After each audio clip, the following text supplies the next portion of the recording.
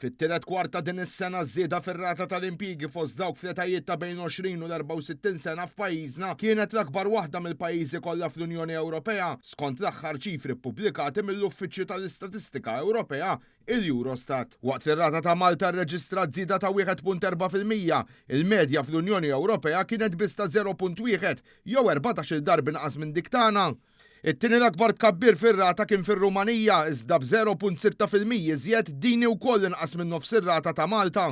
F'dan il-perjodu fl-Unjoni Ewropea dawk f'impjieg kienu jgħoddu għal 75.9% żieda minima mqabbla mat-tieni kwart, jiġifieri bejn April u Ġunju li għaddew.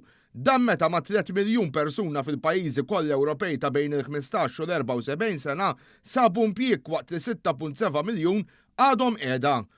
Ir-riżultati Ewropej ikomplu jżidu ma' dawk ukoll pożittivi li nħarġu fl-aħħar jiem mill-Uffiċċju Nazzjonali tal-Istatistika l-NSO li ħabbar kif fit-tielet kwarta din is-sena in-numru ta' persuni f'pajjiżna li kellhom xogħol kien aktar ta' minn 320,000 li hu 5% ogħla meta mqabbel mal-istess perjodu s-sena l-oħra.